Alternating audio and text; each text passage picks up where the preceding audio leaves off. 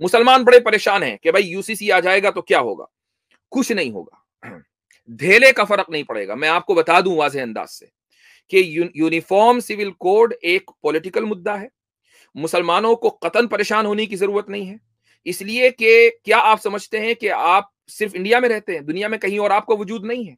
मुसलमान अमेरिका में रहते हैं, मुसलमान बर्तानिया में रहते हैं, मुसलमान ऑस्ट्रेलिया में रहते हैं, दुनिया के बहुत सारे ममालिक में मुसलमान रहते हैं। क्या वहां उनका मुस्लिम पर्सनल लॉ है? नहीं है।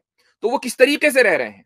वो वहां पर भी अपने कुरान और सुन्नत के ऊपर अमल कर रहे हैं। कितनी ही खवातीन ऐसी हैं कि जब तलाक और निकाह का मसला होता है, इद्दत का मसला होता है, तो वो अमेरिका में, इंग्लैंड में, ऑस्ट्रेलिया में जो सिविल कोर्ट्स हैं वहां नहीं जाती हैं। हालांकि सिविल कोर्ट्स में उनको फायदा है, दुनियावी फायदा ज्यादा है। मिसाल के तौर पर अगर एक मुसलमान औरत कोर्ट में चली जाए और कोर्ट में जाकर वो ये कहे कि मुझे तलाक चाहिए और मुझे साथ में लाइफ टाइम सपोर्ट भी चाहिए, सिर्फ इद्दत के दौरान नहीं, तो जो हुकूमत, जो अदालत है, वो उसको लाइफ टाइम सपोर्ट देगी, यहां तक कि वो दूसरी शादी न कर ले। इस्लाम में उसको जो मेंटेनेंस मिलेगा वो सिर्फ इद्दत के पीरियड में मिलेगा। उसके बाद उसको ये एडवाइस की जाएगी कि भाई तुम, मेंटेनेंस इसलिए रोक दी गई ताकि तुम दूसरी शादी करो, इसीलिए मेंटेनेंस रोक दी गई। तो ये जो मुसलमान जो इंग्लैंड में, अमेरिका में, ऑस्ट्रेलिया में और दुनिया के दूसरे ममालिक में रहते हैं, वो अपने पर्सनल लॉस पर खुद से अमल कर रहे हैं। बड़ी तादाद में लोग कुरान और सुन्नत से जुड़े हुए हैं। इट डजंट मैटर कि जो सिविल लॉ है वो क्या कह रहा है। तो मुस्लिम्स को इंडिया में इस बात से कतन डरने की जरूरत नहीं है। यूनिफॉर्म सिविल कोड आएगा, उसको आप रोक नहीं सकते, क्योंकि आपका इख्तियार नहीं है। आप क्या कर रहे हैं?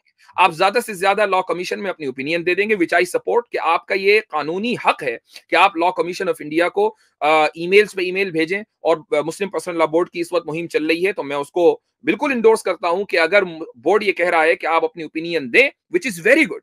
लेकिन अगर आप ये समझते हैं कि मुस्लिम पर्सनल लॉ आपकी दीनी तशख्खुस की बुनियाद है, अगर आप ये समझते हैं कि मुस्लिम पर्सनल लॉ खत्म हो जाएगा तो आपका ईमान खतरे में आ जाएगा, इस्लाम खतरे में आ जाएगा, जी नहीं। इस्लाम इन मसाइल के ऊपर डिपेंड नहीं करता है। इस्लाम इतना हल्का नहीं है कि 3 कानून आपने बदल दिए और इस्लाम खतरे में आ गया, ये एक मोमिन का ईमान खतरे में आ गया। इस्लाम को या मुसलमान को यूसीसी से उस वक्त तक के कोई नुकसान नहीं होने वाला जब तक कि मुसलमान ये अहद ना कर ले कि मैं अपनी शरीयत और अपनी कुरान और सुन्नत के ऊपर अमल करूंगा। ये आपकी पर्सनल चॉइस है। उसकी एक मिसाल देता हूं। मिसाल यह है कि मसलन आप अमेरिका में हैं और अमेरिका में मीरास का कोई इस्लामी कानून नहीं है, बल्कि आपको यह अथॉरिटी है कि आप वसीयत करें। तो अब एक आदमी ये चाहता है कि मेरी जो दौलत है वो मेरी औलाद के दरमियान इस्लामी कानून के एतबार से तकसीम होनी चाहिए। तो आप वसीयत कीजिए, और वसीयत इस तरीके से कीजिए जो मीरास के उसूलों के मुताबिक हो, कि मसलन आपके बेटे को 2/3 मिलना है और आपकी बेटी को 1/3 मिलना है, तो आप वसीयत में ये लिख के जाइए। तो देखिए, आपने कुरान करीम के ऊपर अमल किया, कुरान के कानून के ऊपर अमल किया, वसीयत के रास्ते से अमल किया। बताइए कौन कानून और कौन सी ताकत आपको रोक सकती है? तो कानून आप अपने ऊपर नाफिज करेंगे, हुकूमत आपके ऊपर कानून नाफिज नहीं कर सकती, चूंकि ये आपका पर्सनल मैटर है। तो ये यूसीसी के ताल्लुक से हमारा मौकिफ होना चाहिए। इस ताल्लुक से ये मुसलमानों का मुद्दा होना ही नहीं चाहिए, मुसलमानों का पॉलिटिकल मुद्दा। You do whatever you want to do. हम कुरान और सुन्नत से जुड़े हुए हैं, कुरान और सुन्नत के ऊपर अपनी जिंदगी में अमल करेंगे, अपनी सोसाइटी में अमल करेंगे।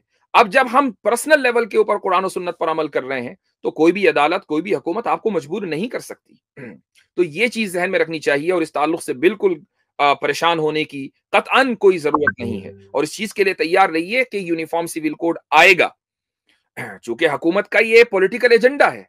तो जब ये आएगा तो आपका रद्द-ए-अमल ये होगा कि ठीक है, तुम लेकर आओ, तुम 1000 कानून बनाओ, हम कुरान और सुन्नत पर अमल करेंगे, ये हमारा इख्तियार है, हमारा हक है।